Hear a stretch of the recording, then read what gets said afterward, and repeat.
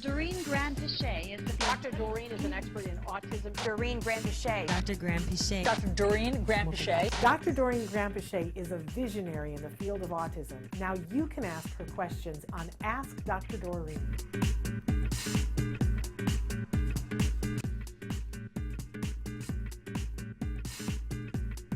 Let's shift to something that's different here, but also concerning. Good morning. My almost 11-year-old has high-functioning ASD. One of our biggest challenges is his false, exaggerated memories of events.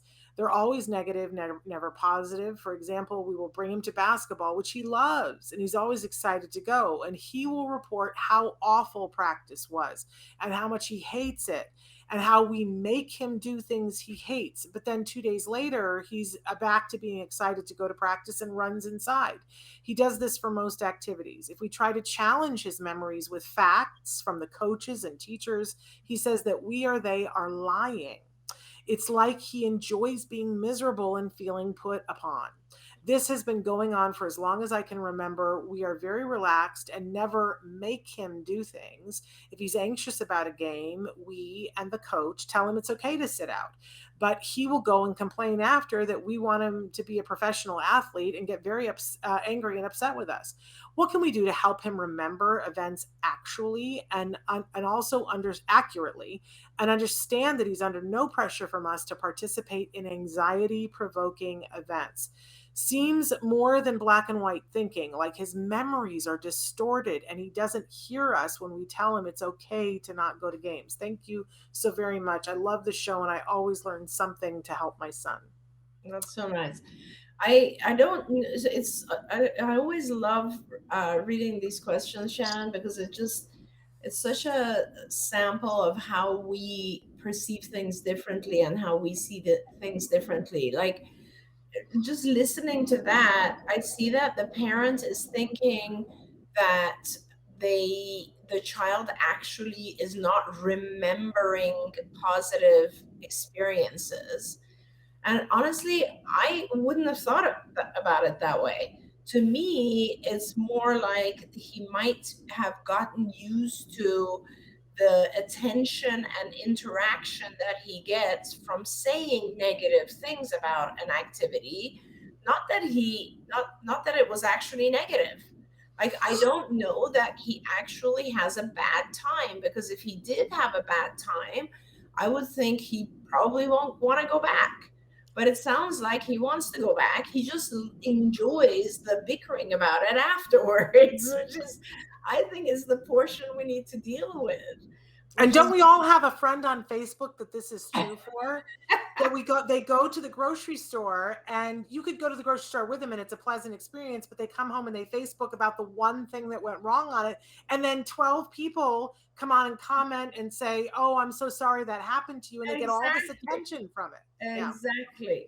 Yeah. So I think the best way to deal with this is to actually not interact. And I'm guessing that what happens is he'll say something like negative about basketball practice, and then you as parents are trying to convince him that that didn't actually happen, or that you're trying to remind him of all the positive stuff. So there's that period of being engaged with him during this process where he's just complaining.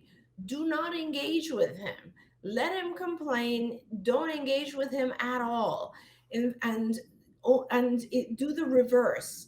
So whenever he or anyone else says something positive about an experience, then engage, right? And you can model this for him. In other words, he's talking about basketball, he's saying something bad, and you and dad or you and the other parent are in the car, and one of you says, hey, wasn't it great that blah, blah, blah happened at basketball? And then you guys talk about it.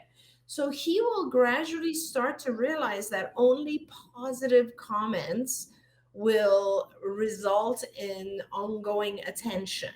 Negative comments are not going to get attention, especially because you guys are there and you know that nothing negative is actually happening. He just likes the complaint about it later, right? And you can also teach him, by the way, to on other subjects, not just activities, but things that he likes, objects. If he says a nice thing about it, then heavily give him attention, engage with it, and gradually you will start to teach him that positive comments get a lot of attention, negative comments don't get that much attention. And that's kind of, I think, the way to turn this around. I would be very interested to hear more, because there is this whole other side of teaching our kids to deal with scenarios that provoke anxiety. But this just doesn't sound like that to me, because he keeps going back to it. I love it.